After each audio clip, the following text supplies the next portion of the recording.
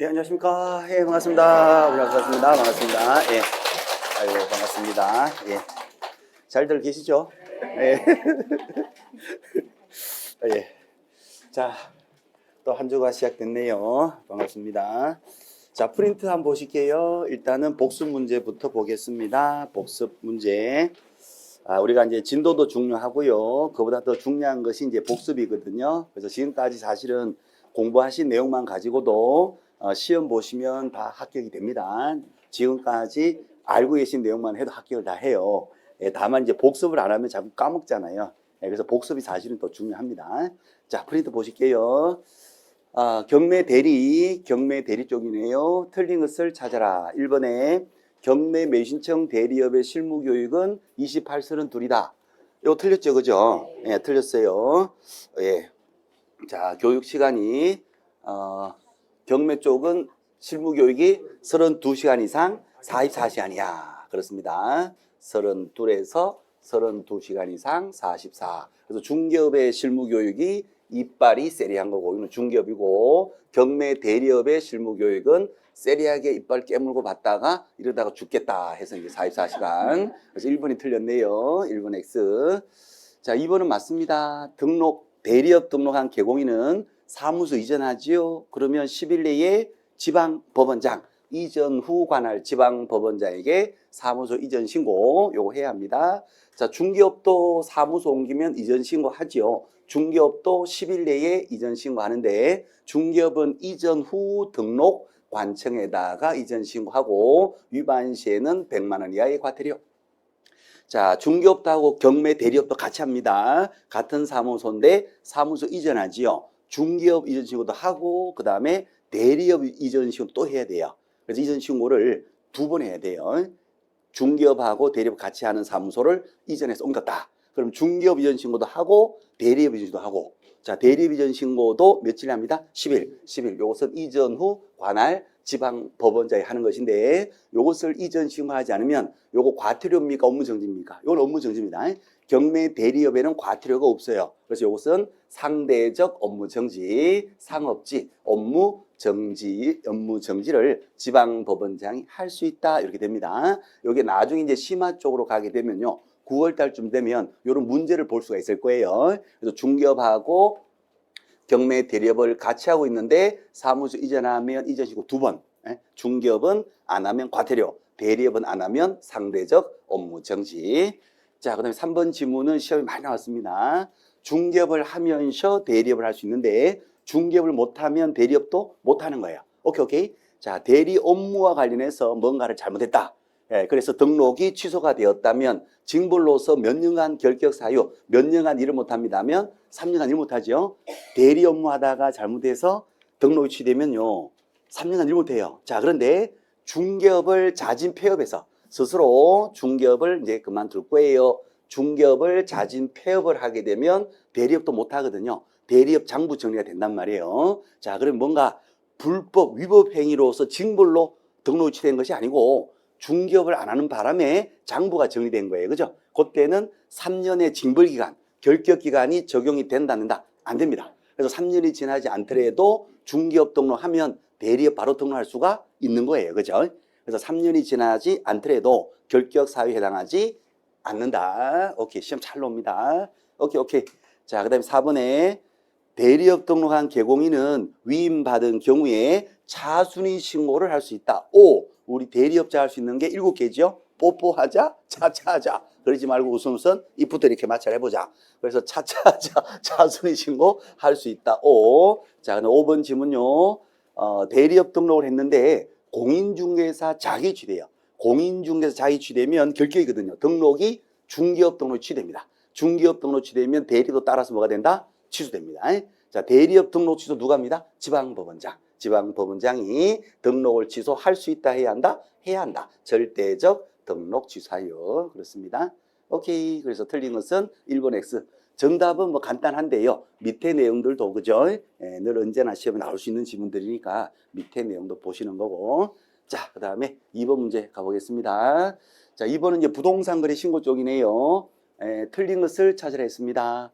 자, 원래 이제 자금 조달 계획서가 원래 시험에 나올 거다 하는 거예요. 자금 조달 계획서. 부동산 거래 신고할 때 자금 조달 계획서는 언제 들어갑니까? 언제? 그렇죠. 필요할 때 들어가네. 필요할 때.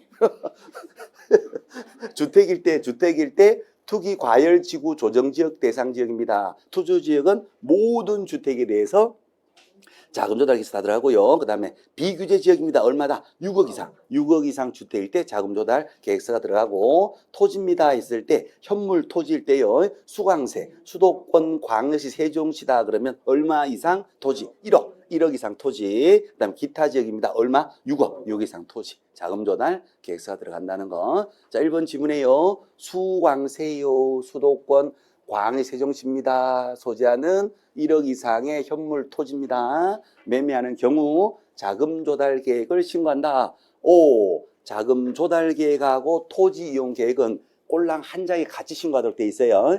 그래서 이 두 개가 따로 노는 경우는 절대로 없어요. 두 개 항상 같이 세트 다녀요. 그러니까 요거는 신경 쓸 필요 없이 자금 조달 계획서 생각하시면 된다. 그 말이에요. 그래서 자금 조달 계획서에 자금 조달 계획, 지급 방식, 이용 계획 다 한 장으로 돼 있습니다. 오케이. 그래서 1번, 자, 2번, 수강세가 아닌 기타 지역입니다. 그러면 6억 이상 토지가 매매되면 자금 조달 계획을 신고한다. OX, 그렇죠. O. 자, 그 다음에 3번에 신고를 했는데 계약이 깨져요. 해제. 그럼 해제 신고도 해야 합니다. 그렇죠. 거래 당사자가 계약을 깨겠지요. 개공이가 깰 수는 없죠. 그래서 거래 당사자가 깼단 말이에요. 그러면 누가 해제 신고합니다. 거래 당사자가 해제 신고를 해야 합니다. 며칠 내야죠? 30일 확정이 되고 30일 내에 해제 신고해야 되고요. 하지 않으면 500만 원의 과태료. 자, 4번에 투기 과열지구 조정 대상 지역에 있는 주택이에요. 투조 지역은 금액에 상관없이 자금 조달 계획서가 들어가고요. 자, 5번 지문에 투기 과열 조정 대상 지역입니다. 그러면 자금 조달 계획서에 증빙 자료, 자금을 제가 중도금, 잔금 이렇게 조달하겠습니다. 통장에 있는 돈 찾아서 낼 거예요. 요 종이에 쓰면 계획서고, 그러면 중도금, 잔금이 통장에 있어요. 증빙 자료, 통장까지 다 첨부해서 가지고 오세요 하는 곳이 어디입니까? 오로지 투기 과열지구입니다. 그럼 조정 대상 지역은 통장까지 제출한다 안 한다? 안 해요. 그래서 통장까지, 증빙 자료까지 가지고 와라. 이거 너무 심한 거 아닙니까? 그래서 너무 과한 거 아닙니까? 그래서 과열지구에만 통장이 들어간다는 거예요. 그래서 조정 대상 지역 이렇게 묻어서 나오면 X가 됩니다. 5번 X, 5번 X. 예, 그렇습니다. 자, 그 다음에 3번 문제 갑니다. 자, 3번은 이제 신고법에도 포상금이 있어요. 신고법에. 우리 중개법에 포상금도 있죠. 중개사법의 포상금은 언제 포상금을 받을 수 있나요? 간첩을 신고할 때. 간첩, 그렇죠. 중개법의 간첩은 부양, 무양, 아관거. 얼마 준다? 건당 50만 원. 오케이. 자, 그 다음에 이제 신고법도 간첩 신고 고발하면 보상을 줍니다. 신고법에 간첩은 누가 있어요? 꺾어, 부사무, 라면 부셔 먹을 때, 그죠? 예, 그냥, 이렇게 잘게 부셔 먹어야 됩니다. 그냥 통으로 입에다 집어넣으면 목이 메입니다. 허허, 부사 먹을 걸. 그래서, 꺾어, 허허, 부셔 먹을 걸, 부사 먹을 걸. 그렇죠? 그래서 이제 부동산 거래 신고를 거짓 신고하고, 주택 임대차 신고를 거짓 신고하고, 없는 거래를 허위로, 있는 것처럼 허위 신고하고, 없는 해제를 허위로 해제 신고합니다. 그죠? 그래서 신고 관련해서는 4가지가 간첩이고요. 토지거래 허가 관련해서는 3가지죠. 토지거래 허가 구역인데 부정하게 허가를 받았다. 허가받은 목적대로 그 땅을 사용하지 않았다. 무허가, 허가도 안 받고 계약을 했다. 그렇습니다. 그러면 꺾어허 부사무는요, 요 사람 간첩들은 과태료 받을 거고, 그 때린 과태료의 몇 프로를 포상금으로 줍니다. 20%. 자, 토지거래 허가 위반, 요거 신고 반환 자에는 얼마 준다? 건당 50만 원. 오케이. 자, 요 내용이 우리 요약집에는 몇 페이지 나오는 거예요? 요약집, 그렇죠? 손때 묻은 요약집, 시험 볼 때까지 끝까지 봐야 될 요약집, 사랑하는 요약집. 이제 요약집은 전 범위에 걸쳐서 다 체크가 다 돼 있을 거고, 그죠? 계속 반복해서 보시면 되고, 예, 그래요. 무엇이 중요한지 잘 모르겠어요 하시면 별 따라가시면 돼요. 여기 별들이 다 붙어져 있어요, 그죠? 파란색 별 따라 쭉쭉쭉 이제 정리하시면 되고, 처음 볼 때는 힘들었는데 두 번 볼 때는 더 힘들고 세 번째 볼 때는 좀 쉬워집니다. 네 번째 볼 때는 아주 쉬워지고 다섯 번째 볼 때는 볼 것도 없죠.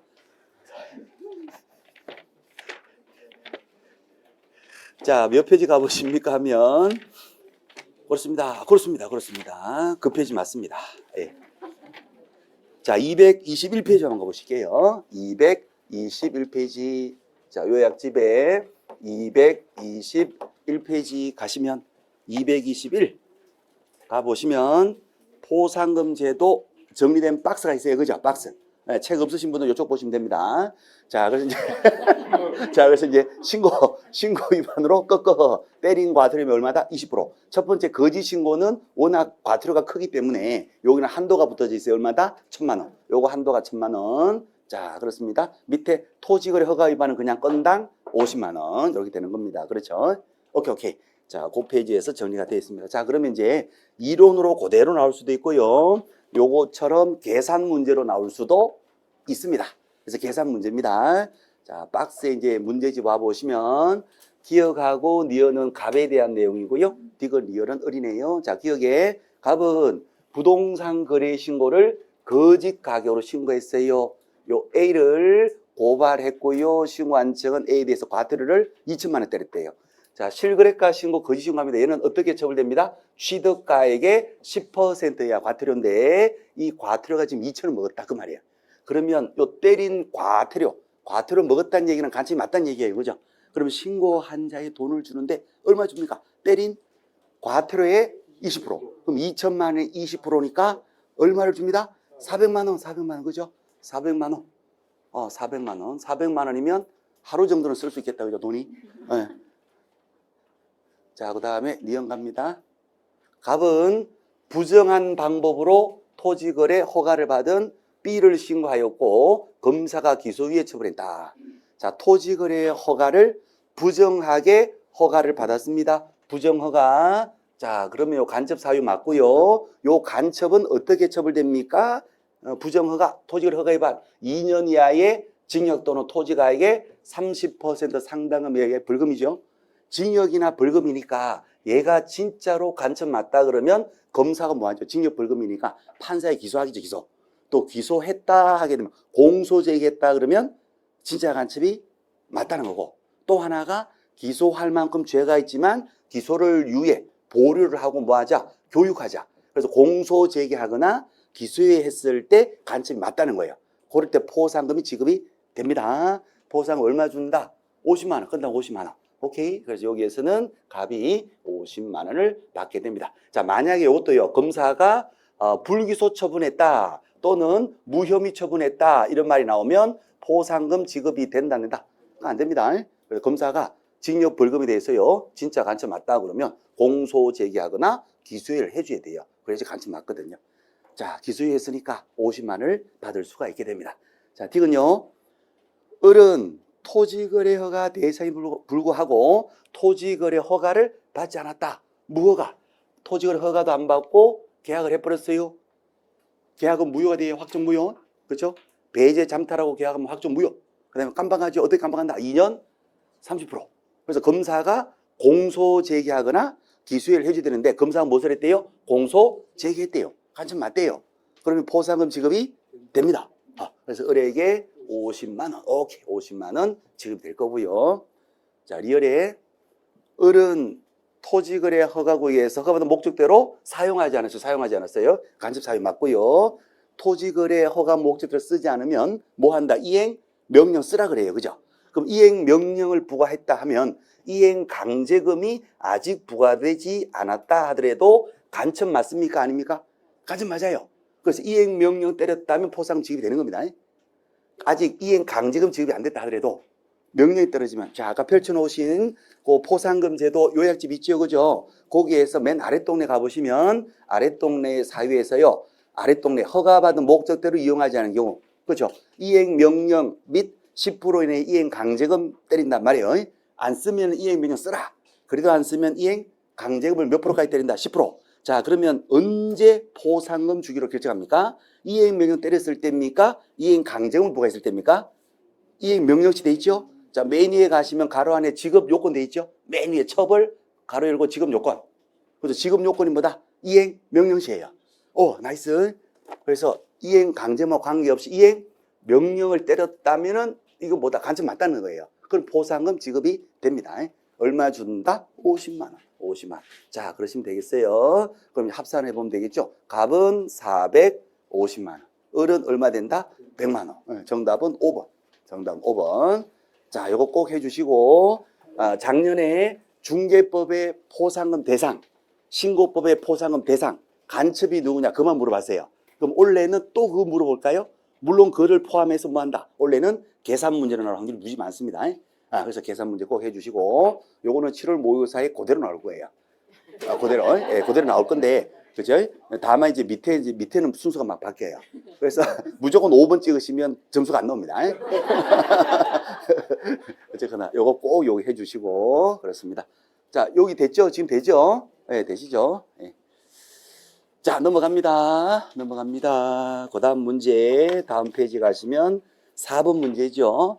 자, 4번에 토지거래 허가제도 늘 보던 거예요. 늘 보던 거. 자, 기억해 보시면 자기가 주거용 주택용지로 그 땅을 쓴대요. 허가 받으면 몇 년을 쓴다? 2년. 자기야 2년. 자기가 농사 지으려고 업하려고 축산업 하려고 자기가 쓴다. 2년. 대규모 사업 시행자 나오면 몇 년? 4년. 그죠? 자, 니은에 작년에도 또 나오고 계속 나왔습니다. 법원 경매나 압류 공매도 허가 받는다. X예요. 법률의 규정은 허가받을 필요가 없습니다. 자, 디귿에 허가를 받아서 취득한 자가 당초 목적대로 이용하지 않고 그대로 빵치했대. 빵치해서 이행 명령 받고도 일정한 기간에 이행하지 않으면 이행 강제금을 때려버린단 말이에요. 이행 강제금은 10% 범위 내에서 때리는데 부과 기준이 있단 말이에요. 빵치했다면 몇 프로 때린다? 10% 빵치 1빵 몇 프로 때린다? 10%. 오, 맞는 말? 오케이. 자, 그 다음에 리얼에 임대 쳤어요. 자기가 허가를 받았는데 자기가 쓰지 않고 다른 사람의 임대를 쳐버렸어요. 몇 프로? 7%. 오케이. 맞습니다. 오케이. 임대 쳐요. 그 다음에 무단 변경했시요. 무단 변경은 몇 프로다? 5%. 기타 몇 프로? 7%. 기타는 치는 거니까 기타 등등 7%. 그죠? 빵치 10%, 임대 7%, 변경 5%, 기타 7%. 시험에 여러 번 나왔습니다. 오케이. 자, 그 다음에 위험해요. 이행 강제금 동그라미 빵 치시고, 강제금 세 글자 동그라미 빵. 이행 강제금을 받았는데 부과 기준이 위반되었어요. 7% 받아야 되는데 10%가 떨어진 거예요. 자, 그럼 어떻게 됩니까? 일단 구청 찾아가서 우통부터 벗고 머리부터 잡고 흔들어야 되지. 그죠? 그래서 이의를 제기할 수 있는데 이 제기를 고지받고 10개월 내로 해야 된다. X. 이행 강제금리가 세 글자단 말이죠. 며칠 내에 이의 제기한다? 30일 내에 이의를 제기할 수가 있게 됩니다. 강제금 세 글자. 어떤 분은 이행 강제금이면 50일이잖아요. 이렇게 얘기하시는데 이행 명령 이행 아니면 이행은 똑같으니까 떼버리는 거예요. 떼버리면 뭐다? 그냥 강제금. 세 글자 30일. 그래서 10개월 하면 X. 자, 그럼 정답 몇 번 돼요? 옳은 걸 찾아라 했나요? 3번 정답. 오케이. 꼭 봐주시고 모의고사 문제. 자, 그 다음에 5번 갑니다. 부동산 거래 신고서. 실거래가 신고할 때 신고서를 적는데 작성 방법 시험 문제 한 문제 꼭 출제하잖아요. 내용 굉장히 쉬웠어요. 그죠? 외국인이 토지를 매수한다. 외국인 낙가물하다. 그러면 뭐를 같이 신고해야 돼요? 신고서에 국적하고 매수용도 같이 기재를 해서 신고하고. 자, 이번에 거래 당사자 다수다. 공유관계. 공유일 때는 지분을 적어야 되거든요. 그래서 주소란에 지분도 적는다. 오케이. 자, 그 다음에 종전 부동산은 뭐예요? 종전, 낡은 옛날 부동산. 재건축, 재개발하기 전에 낡은 부동산. 그것을 종전 부동산. 그러면 종전 부동산 나는 오로지 뭐가 매매됐을 때만 기재합니다. 재건축, 재개발, 입주권 매매됐을 때만 그 칸을 기재를 합니다. 오케이. 자, 그 다음에 4번은 뭐 시험에 늘 나오는 거죠. 면적을 기재할 때는 집합 건물 때는 전입니다. 집전. 그 다음에 기타 단독 건물이다 그러면 연면적을 다 적죠. 오, 맞는 말. 자, 그 다음에 5번에 실거래가 신고할 때 가격 적는 칸이 두 칸이 있어요. 하나가 물건별 가격이고 또 하나가 총 실제 거래 가격 적는 칸이 두 칸 있는데 복부인들끼리는 아파트 두 채 여러 채를 한꺼번에 사고 판단 말이에요. 그죠? 그렇죠. 그러면 이제 두 개의 부동산 함께 거래했을 때 101호 얼마, 102호 얼마. 이 각각의 가격을 적는 칸이 무슨 가격이다? 물건별 가격이에요. 101호 10억, 102호 11억 이런 식으로. 전체 두 채 21억에 샀다. 전체 가격 적는 칸이 무슨 가격이에요? 총 실제 거래 가격. 그래서 가격을 두 개로 나눠서 기재하는데 5번에 다시 보시면요. 건별 가격인데 둘 이상이면 함께 거래했을 때 물건의 전체 합산 가격을 여기에다가 기재한다. OX 틀린 거예요. X. 전체 가격은 총 실제 거래가 적는 칸이 따로 있고 요것은 뭐다? 건별이니까 각각의 부동산별 거래 금액을 적는 칸이 건별 가격이에요. 나이스. 예, 됐어요. 그래서 5번 X 다 했네요. 그죠? 예. 자, 이렇게 해서 이제 요거는 다음이다. 그죠? 자, 이렇게 해서 복수 문제 보셨고 프린트 잘 보시면 좋은 일이 많이 생깁니다. 예. 자, 그럼 이제 첫 진도 들어갈게요. 우리 예상 문제 과정이니까 예상 문제집도 가지고 계시고 또 기출 문제집도 가지고 오시고 기출 문제도 항상 보신다 했어요. 그죠? 그래서 기출도 보고 예상도 보고 기출 풀고 예상 풀고 이렇게 해서 요 문제집 두 권을 7, 8월 달에 이제 다 보는 거예요. 예. 자, 예상 문제집은 미리 다 받으셨으니까 예상 문제집은 진도 관계없이 그냥 막 보시는 겁니다. 예상 문제집은 돈 주고 사셨잖아요. 이거요. 얼마짜리 이거요? 24,000원. 그렇죠? 이게 다 돈 주고 사신 거니까 자기 책이란 말이에요. 그렇죠? 해설이 자세히 돼 있어요. 이 책은. 이 책만큼 해설이 자세히 돼 있는 대한민국 책이 없어요. 아, 진짜예요. 이 해설만 잘 정리하셔도 기본 내용 정리 다 돼요. 해설에 표도 있고요. 정리 무지 잘 돼 있어요. 아주 정리가 제일 잘 돼 있고 우리나라에서. 네, 그렇습니다. 아, 진짜예요. 그래서 이제 예상 문제집 요건요. 그냥 막 보시면 돼요. 진도 없어요. 이제 7, 8월 달부터 진도 표가 없어. 진도 없어요. 뭐 시험에 앞에만 나옵니까? 내가 공부한 그 부분만 나옵니까? 아니에요. 전문가 시험 다 나와요. 그래서 우리가 진도 차례차례 한 것이 이제 작년 11월 달, 12월 달부터 해서 1, 2, 3, 4, 5, 6월 달까지가 진도가 있는 거고요. 이제 후반기 7, 8, 9, 10은 진도가 없습니다. 진도 없어. 그냥 막 보시는 거예요. 막. 예, 앞뒤 다 커버가 된 내용을 다 알고 계시니까 막 보시는 거예요. 그래서 앞부분 보다가 또 뒷부분 또 잊을만 하면 뒷부분 또 보는 거고 뒷부분도 보다가 중간 부분이 희미해진다 그러면 중간 부분 기억이 희미하면 중간 또 보시고 그다음에 양쪽 다 보시고 이렇게 그래서 계속 막 보시는 거예요. 전 과목 다 그렇게 보시면 돼요. 그러면 시험에 절대로 떨어질 일이 없어요. 진짜로 우리가 보통 앞부분 하면 뒤에 까먹죠. 네, 뒷부분 하면 앞부분 까먹고 다시 보면 이게 했는지 아닌지 기억이 전혀 안 나고 체크는 돼 있고 줄은 쳐지고 글자는 네 글자 같은데 내가 쓴 기억이 없어. 그렇잖아요. 그러니까 지금 처음에 이제 내용을 접수하고 그걸 보는 것을 처음에 소화할 때가 힘들고 시간이 많이 걸린 거고 지금은 기본 내용이 소화된 상태란 말이에요. 그러면 이제 문제는 그냥 막 보시는 거예요. 이제 막 보시고 이거 이제 진도가 물론 이제 우리 수업 시간에는 진도가 차근차근 나갈 거예요. 차근차근 나가는데 개인적으로는 진도 없이 막 보셔야 돼요. 그래서 수업이 끝나는 8월 말쯤 되면 개인적으로는 예상 문제집이 최소 몇 번 이상 반복되어 있어야 된다. 최소 3번. 네, 최소 3번은 반복되어 있어야 돼요. 그러면 절대로 시험 안 떨어져요. 떨어지면 또 어때요? 뭐 내년에 또 하면 되지 뭐. 그렇죠? 네. 그건 아니잖아요. 그죠? 그건 아니니까. 그건 아니죠. 그러니까 벌써 7, 8월 달만 2달만 또 잘 보내시면 이제 9월 달 가면 진짜 할 것도 없어요. 이제. 그렇습니다. 그리고 5, 6월 달에 열심히 하신 분들은 사실 7, 8점 쉬워요. 5, 6월 달에 좀 쉬었던 분은 3, 4월 달 잘하신 거고 3, 4월 잘하신 분은 1, 2월 달 잘하신 거고 12월 달 처음부터 잘하신 분들은 3수, 4수 하신 분이고 그래요? 그런 거예요. 그렇습니다. 어쨌거나 7, 8주 2달만 또 이제 우리 5, 6월 달에 일요일 날 특강까지 들으시고 물론 많이 힘들었을 거예요. 그죠? 근데 그 했던 거 다 이제 그 실효 그러니까 그 했던 거 수학을 거둬야 되니까 7, 8, 2달만 조금 더 고생하시면 됩니다. 그럼 9월 달부터 진짜 할 거 없어요. 자, 그래서 이제 오늘 수업은 여기서 마치고 싶은데 그러면 안 되죠. 어쨌거나 요 두 권요. 요 두 권을 7, 8월 달에 한다 이렇게 보시면 되고 요약집은 기본적으로 이제 까먹지 않기 위해서 본다 이렇게 보시면 되겠어요. 자, 그럼 이제 맨 앞부분입니다. 맨 앞부분으로 갈 거예요. 자, 모든 교재 맨 앞부분에 요약집은요. 요약집은 8페이지. 자, 요약집은 맨 앞부분 8페이지.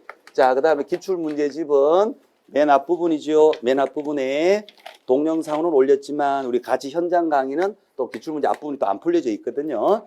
6페이지부터 보시면 되고 예상 문제집은 몇 페이지입니까? 예상 문제집 맨 앞이죠. 그죠? 14페이지. 예상 문제집은 14페이지부터 이렇게 보시면 됩니다. 자, 요약집 8페이지, 요약집 8페이지 한번 가보세요. 자, 요약집 8페이지인데, 자, 요약집 8페이지인데요. 자, 요약집은, 자, 요거 기출문제 띄워놓을게요. 자, 요약집 8페이지에 가보시면 기본 내용이 나옵니다. 그렇죠? 자, 기본 내용 조금만 말씀을 드릴게요. 자, 공인중개사법입니다. 공인중개사법, 부동산거래 신고법, 중개실무 세 파트인데 공인중개사법에서 시험 문제가 26개, 많이 나오면 30개 정도가 출제가 됩니다. 자, 사무소 개설 등록을 해요. 부동산 중개업을 하기 위해서 사무소 개설 등록합니다. 개업 공인중개사가 되십니다. 자, 개공이가 되시면 맨 앞에 1장에 총칙이 나오는데요. 총칙에서 제1조 법제정의 목적이 나오고요. 제2조가 용어의 정의가 나오고 제3조가 중개 대상물이 나옵니다. 중개 대상물은 어떤 것이 있어요? 토지, 부동산이죠. 건물, 그 다음에 임목, 광업재단, 그렇죠? 그 다음에 공장재단, 그 다음에 판례에 따라서 토지의 정착물로서 또 판례가 인정하는 것이 명인 방법을 갖춘 수목이나 수목의 집단. 자, 한마디로 중개 대상물은 부동산이다. 동산 아니겠죠? 부동산이다 이렇게 보시면 되고, 물론 이제 다른 과목에서는 준부동산이라고 하는데 우리 중개사법은 부동산, 준부동산 구별 안 합니다. 우리 중개법은요, 무효, 취소, 해제도 구별 안 하고요. 중개법은 대리나 대행 이런 것도 구별 안 해요. 구별 안 합니다. 그래서 그냥 중개사법은 그냥 중개 대상물은 뭐다? 부동산이다. 이렇게 보시면 됩니다. 자, 부동산에 대해서 중개를 업으로 합니다. 중개를 업으로 직업적으로 합니다. 그 말이겠죠? 중개업의 정확한 용어의 의미는 뭘까요? 중개업, 다른 사람의 의뢰에 의하여, 그렇죠? 일정한 보수를 받고 중개를 업으로 행하는 것을 말한다. 업이라는 것은 불특정 다수를 대상으로 영리를 목적으로 해서 계속적 반복적으로 행하는 것을 직업이다 이렇게 하는 거죠. 그래서요, 의뢰에 의하여 의뢰로부터 의뢰를 받고 일정한 보수받고 중개를 업으로 하면 중개업이 되는데, 이 부동산에 대한 중개업을 하려면 오로지 누구 의해야 됩니다. 부동산 전문가. 전문가는 누굽니다. 개업 공인중개사이어야 합니다. 그죠? 개공만이 부동산 중개를 의뢰받고 복비받고 계속 반복할 수 있는 것인데, 부동산 전문가가 아닌 무등록 일반 불학자들이, 그죠? 부동산 중개를 업으로 하면 된다 안 된다? 안 됩니다. 3년 이하의 징역 또는 3천만 원 벌금 처벌 되겠죠. 오케이. 그래서 우리 개공만이 부동산 중개를 할 수가 있다 이렇게 되겠어요. 그죠? 자, 그러면 개공이가 누구냐? 제2조 용어정에 따르면 어떻게 되죠? 이 법에 의하여. 자, 이 법 공인중개사법에 의하여 무엇을 한 자죠? 사무소 개설 등록을 한 자입니다. 그죠? 자, 그래서 사무소 개설 등록 한 자를 뭐라 한다? 개업 공인중개사. 그래서 사무소 등록이 되면 부동산 중개를 업으로 할 수가 있게 된다. 그 말이죠. 자, 등록을 어디 가서 합니다? 시군구청 가서 하는데 등록을 아무나 해주는 것이 아니잖아요. 그죠? 그래서 2장에서 이제 등록의 요건을 갖춰야 돼요.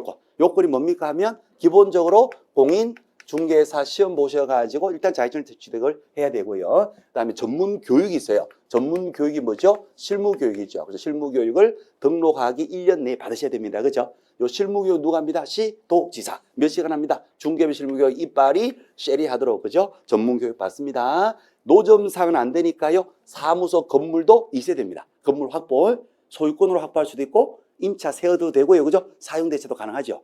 전세권도 가능하고 건물을 얻어가지고 등록하시면 되는데, 이런 요건을 다 갖췄다 하더라도 등록이 안 되는 사람이 있어요. 그 사람을 누구다 안다? 등록의 결격 사유자, 미성년자, 피한정후견인, 피성년후견인 파산자 등등등. 그렇죠? 자, 그래서 이제 결격 사유가 없었을 때 이러한 요건을 갖춰서, 그죠? 등록을 합니다. 등록이 되면 개공으로서요, 부동산에 대해서, 그죠? 중개 대상물, 요 부동산에 대해서 무엇을 할 수 있다? 중개를 업으로 할 수가 있다. 자, 중개업을 하려면 또 필요한 설비, 고용인, 그다음에 사무소, 인장 이런 것을 인적, 물적 설비를 구축을 해서 중개업을 한다. 중개업을 할 때에 어떻게 해야 되냐? 의무사항, 그다음에 권리는 일정한 보수를 받을 수 있다. 이렇게 연결됩니다. 그죠? 자, 그래서 맨 앞부분이 총칙인데 요 총칙이 3가지 내용이 들어오거든요. 목적하고 용어 정의하고 중개 대상물인데, 용어 정의는 시험에 반드시 나오는 거고 중개 대상도 시험에 반드시 나오는데,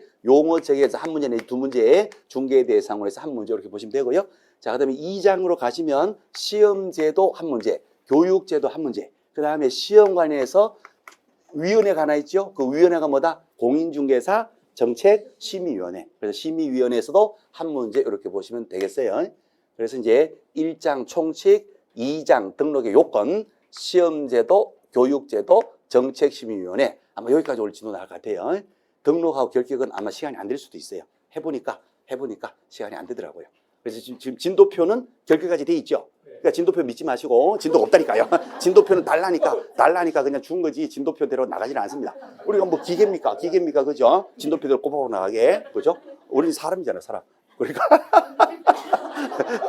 모르겠어요. 여기까지 오늘 나갈 수도 있겠지만요. 해보니까 여기까지 밖에 못 나가겠더라고요. 어쨌거나 1장하고 2장 이렇게 오늘 보신다 이렇게 생각하시면 될 것 같아요.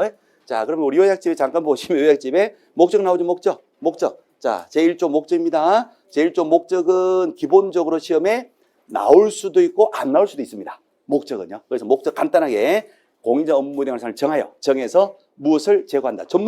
전문가만 할 수 있다. 전문성을 제고하고 부동산 중개입니까? 중개업입니까? 중개업이요. 중개업, 그죠? 중개업을 건전하게 육성하여 국민 경제 전체에 이바지하는 목적을 합니다. 자, 밑에 용어 정의 박스 시험 반드시 나와요. 그죠? 중개라 하는 것은 중개는 제3조 규정에 의한 중개 대상물에 대하여. 자, 중개라고 하는 것은 제3조 중개 대상물 부동산에 대하여 거래하는 거래 당사자 간의 매매관 임대차 그 밖의 권리, 그 밖의 부동산에 관한 여러 가지 권리들의 득실 변경, 권리 변동에 관한 행위를 부동산 거래 행위를 뭐 하는 것이다? 알선하는 것을 뭐라고 한다? 중개라고 한다. 그 말이죠. 중개업은요, 다른 사람의 의뢰, 일정한 보수, 중개를 업으로 행하는 것. 자, 공인중개사는 뭐예요? 이 법에 의하여 공인중개사 자격을 취득한 자. 개업공인중개사는요, 이 법에 의하여 중개사무소 개설 등록을 한 자. 사무소 등록한 자, 개업공인중개사. 소속공인중개사는요, 개공에 소속이 돼요.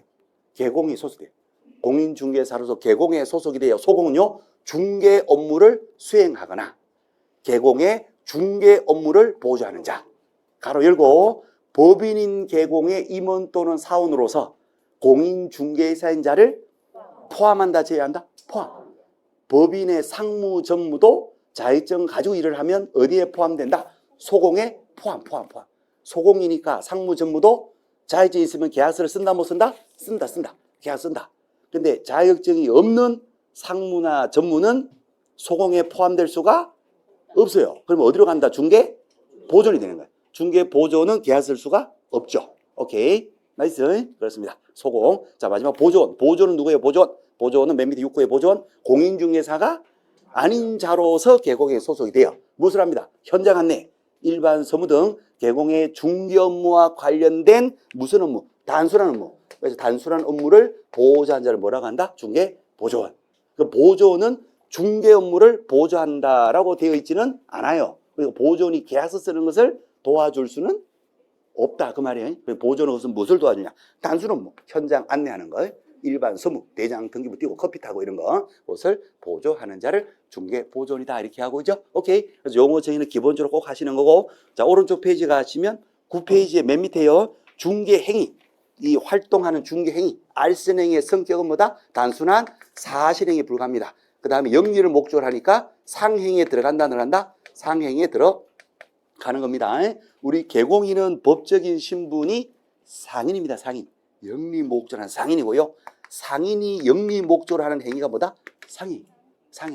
상법에 보면 이제 기본 상행위가 나오고요. 상법에. 그래서 당연 상인에 들어가요. 상법으로 얘기하면. 어쨌거나 그렇습니다. 우리 당연히 상인이에요, 상인.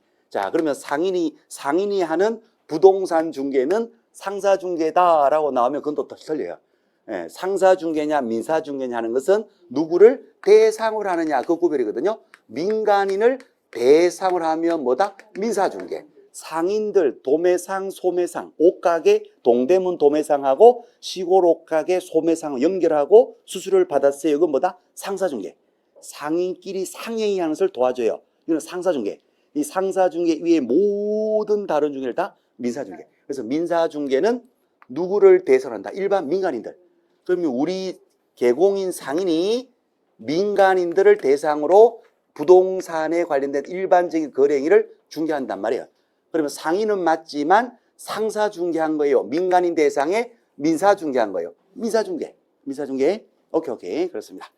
자, 그래요. 자, 그래서 넘겨보시면 10페이지 나와요. 10페이지의 메뉴에 중개를 여러 가지로 나눌 수 있는데 메뉴에 대상에 따라서 상인 대상이 뭐다? 상사 중개. 민간인 대상이 뭐다? 민사 중개. 그래서 부동산 중개는 민사 중개다 하는 거. 자, 바로 밑에 칸에 그죠? 일방 중개, 쌍방 중개. 그죠? 쌍방 중개는 양쪽 다 의뢰를 받는 겁니다. 매도 의뢰도 받고 매수 의뢰를 받아서 혼자서 중개합니다. 이것은 무슨 중개? 쌍방 중개. 양쪽 다 의뢰를 받아서 혼자 중개합니다. 혼자 했다는 의미로서는 단독 중개했다라고 표현되고, 의뢰면에서 이름 붙이면 양쪽 다 의뢰 받은 거니까 쌍방 의뢰 중개다 이렇게 되고요. 자, 그러면 한쪽만 의뢰 받은 거, 일방 매도 의뢰만 받았고요. 매수 의뢰를 못 받았어요. 그랬는데 다른 부동산 사무소에는 매수 의뢰만 받은 거예요. 개공 둘이 친구래요. 친구야, 거기 손님 있냐? 여기 물건 있는데? 오, 그래요. 그러면 우리가 공동으로 같이 중개하면 되겠네. 너 물건하고 내 손님하고 연결해서 같이 하자. 됩니까? 안 됩니까? 되지요. 그래서 이것도 중개한 거 맞거든요. 같이 했으니까 같이 했다. 그 측면에서 이름을 붙이면 공동 중개한 거고, 의뢰면에서 이름을 붙이면 한쪽만 의뢰받아서 공동으로 중개한 거예요. 그죠? 한쪽만 의뢰받아서 하는 중개를 뭐라고 한다? 일방 의뢰 중개. 그래서 중개가 되려면 반드시 쌍방으로부터 의뢰를 다 받아야 한다. X. 한쪽만 의뢰받아서 공동 중개할 수도 있다. 자, 오케이 됐죠? 그래서 한쪽만 의뢰받아도 중개가 되는 거예요. 그거 하다가 사고 나도 중개사고가 됩니까? 되죠. 중개사고니까 한쪽만 의뢰받아서 공동 중개다 사고 난 것도 중개업의 보증기간에 지급 대상이 된다, 안 된다? 된다. 중개사고니까 보증기간도 책임을 같이 지는 거예요. 나이스 브라보. 자, 그 다음에 오른쪽에 11페이지요. 중개대상이 되느냐 안 되느냐 그 얘기인데, 11페이지 맨 위에 박스가 그죠? 부동산에 관한 권리. 부동산에 관한 권리의 득실 변경 행위를 알선하는 거니까 부동산에 관한 권리로서 그것이 거래가 가능한 권리에 되고 알선이 가능한 권리면은 중개 대상이 되는 권리에 해당이 될 거예요. 그러면 부동산 권리가 아니라 시험에 늘 나오는 거 동산질권. 동산질권은 중개사에 된다? 안 돼. 자, 그 다음에 부동산에 관한 권리다 하더라도 거래로서 득실 변경되는 게 아니라 법률의 규정에 의해서 권리가 득실 변경이 끝난 거 있어요. 상속, 유치권의 성립, 법정지상권의 성립, 법정저당권의 성립, 판결, 말씀하신 판결, 이런 것들은 중개 대상이 된다? 안 돼. 부동산에 관한 권리로서 거래 행위를 알선하는 거니까 거래가 되는 권리에 된다. 그 말이에요. 그래서 거래 행위, 이 거래 행위를 민법으로 표현하게 되면 법률의 규정이에요? 법률 행위예요? 법률 행위죠. 법률 행위는 민법에서 의사표시 수와 방해에 따라서 단독행위, 계약, 합동행위 이렇게 나누잖아요. 그러면 단독행위 혼자 하는 것을 우리가 알선할 일이 없죠. 합동행위는 이미 자기들끼리 목적이 이미 담합이 돼 있어요. 사단법이 설립하고 이런 거. 우리 중개할 일이, 알선 붙일 일이 없어요. 그런데 계약은요, 계약은. 팔고자 하는데 사고자 하는데 서로 가격이 안 맞아. 그러면 우리가 중간에 개입해서 흥정 붙이고 알선할 수가 있죠. 그래서 민법에서 말하는 법률행위 중에서 결국 중개 대상이 되는 건 뭐다? 계약. 그 계약의 종류가 민법에서 14가지, 15가지 전형계약이 있어요. 그죠? 그 전형계약 중에서 매매계약, 교환계약, 임대차계약.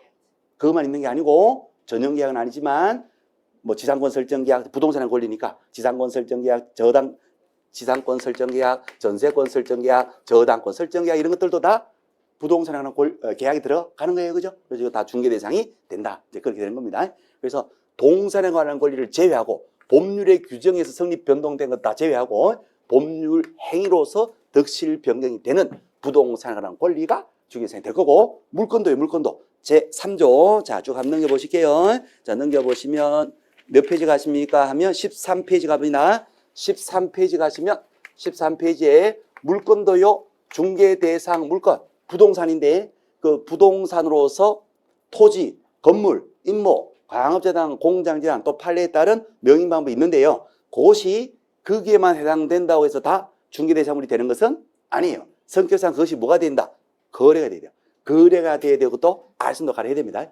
그러면 부동산에는 해당이 되는데 거래가 안 되는 거 있죠. 국공유재산, 국유재산, 공유재산인데 행정상 지금 쓰고 있어요. 행정재산. 중개 대상이 된단다? 안 된다. 그죠? 자, 그 다음에 물건은 부동산은 맞는데 거래가 안 되는 거죠. 거래가 안 되는 거. 거래가 안 되는 거. 그렇죠? 뭐 있을까요? 거래가 안 되는 거.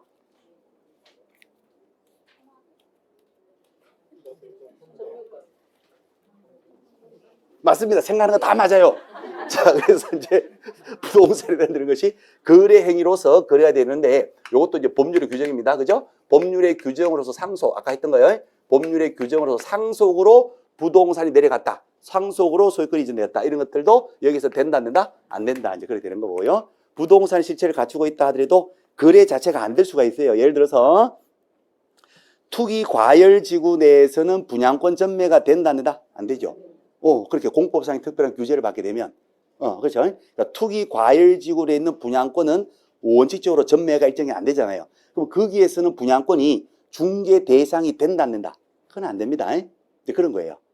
그래서 이제 거래가 가능한 물건으로서 부동산에 해당되는 것으로서 알선도 가능할 때 그때 최종적인 중개 대상물에 들어가더라. 자, 그렇게 보시면 됩니다. 자, 그래서 이제 16페이지, 17페이지에 그 세부적인 이제 임목 공장 광업재단까지 그렇게 쭉 나와 있습니다. 자, 이 정도 하면 내용 대충 아마 기억이 나실 거예요. 그죠? 자, 그럼 기출문제 보려고 합니다. 기출문제 볼게요. 자, 기출문제 가볼게요. 자, 문제통에서도 또 정리가 되니까 이 정도 보시고 문제 가봅니다. 자, 재정 목적 갈게요. 6페이지입니다. 6페이지. 자, 재정 목적.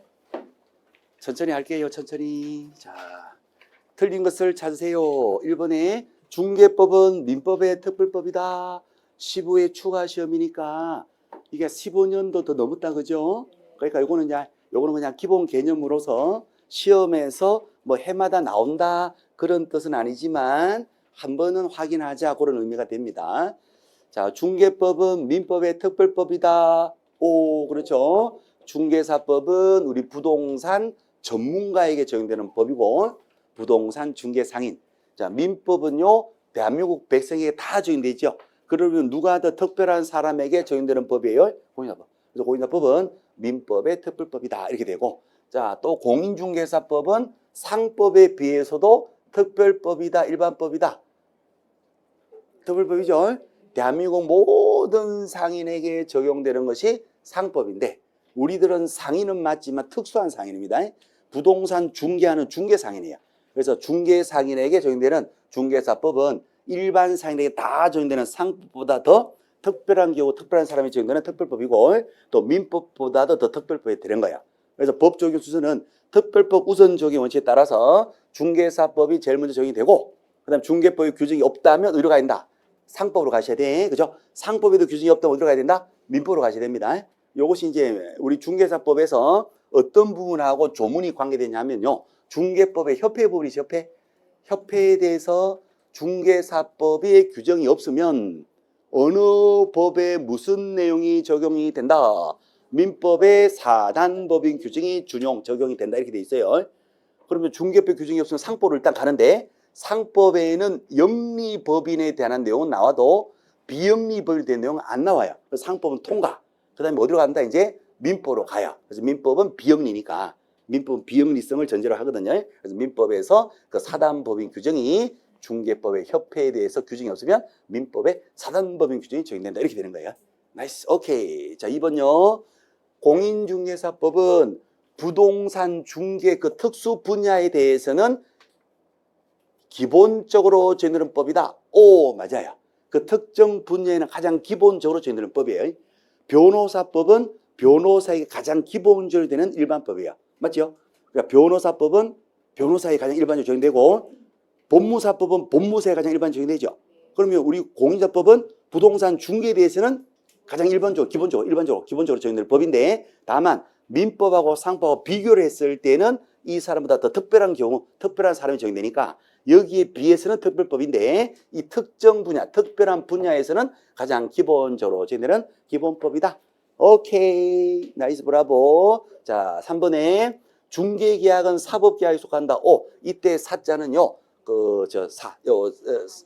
개인사, 이겁니다. 이거 공법계약이 아니라 사법계약이다. 공법계약은 공법기관, 국가하고 어떤 계약을 맺어요? 공법계약이야. 사법계약은 사인과 사인 사이에 계약을 합니다. 사법계약. 그렇죠? 이 사법계약이라는 뜻이 아니고, 이 사법계약.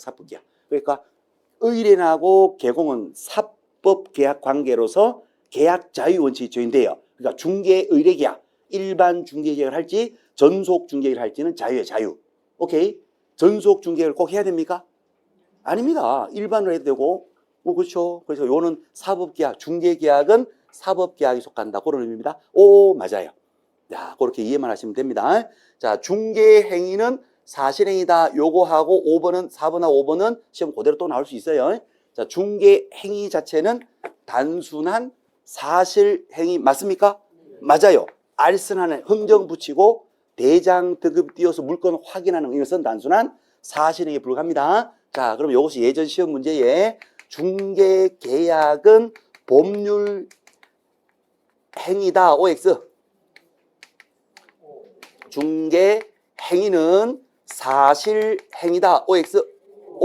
자, 요겁니다. 그래서 중개계약은 뭐예요? 중개계약은 청약과 승낙, 그죠? 팔아주세요, 중개해주세요, 청약. 알겠습니다. 청약과 승낙의 의사표시가 있어야 되는 계약이죠. 그죠? 그래서 중개계약은 뭐다? 법률 행위에 들어가고, 중개 의뢰받아서 활동하는 각각의 대장 띄고 등기부 띄고 물건 확인하는 그 활동 자체는 뭐다? 단순한 사실 행위에 불과하다 하는 거예요. 그래서 중개 행위의 성격을 물어봤느냐, 중개 계약의 성격을 물어봤느냐, 이 두 가지를 구별하셔야 되는데, 예전 시험 문제에 중개 행위는 법률 행위다. OX. X. O 하시지 말고. 중개 행위는 법률 행위다. X. 중개 행위 자체는 사실 행위고 청약 승낙 필요 없어. 이거는 길 가다 넘어지고 뭐 유실물 습득하고 매장 발견하고 뭐 이런 거예요. 매장 발견 유실물 습득하면 이제 단순한 사실행위인데, 이 사실행위 법적 효과는 법률의 규정에 따라서 효력이 법률의 규정에 따라서 발생합니다. 이거는 원하는 대로 의혹한 대로 효력이 발생하는 거고. 이게 통과. 자, 어쨌거나 중개 계약이냐 중개냐 두 개를 구별하는 거예요. 자, 그럼 여기에서 지금 중개 뭐래 행위라 그랬죠. 중개 행위 활동 자체는 뭐다? 단순한 사실행위다. 그래서 맞는 거예요. 자, 그다음 5번 갑니다. 개공이가 중개보수 복비를 받지 않고 행한 중개행위는 규율 대상이 아니다. 이거 틀렸네요. 그죠? 복비를 안 받고 판례가 무상으로 중개한다 하더라도 물건 설명은 해야 된다, 안 해야 된다? 설명을 해야 된다. 잘못해서 사고 나면 손해배상 돈 물어준다, 물어줘야 된다. 이렇게 돼 있어요. 그래서 복비를 받지 않는다 하더라도 설명을 지고 계약서도 써줘야 되고 설명서도 써줘야 되고 사고 쳐서도 안 되는 거예요. 오케이. 하게 되면 다 처벌되고 책임을 져야 됩니다. 그래서 규율 대상 아니다 하면 X. 오케이. 그래서 4번하고 5번 질문 꼭 보셔야 되고, 위에 거는 뭐 기본적으로 이해하고 계시고 그러시면 됩니다.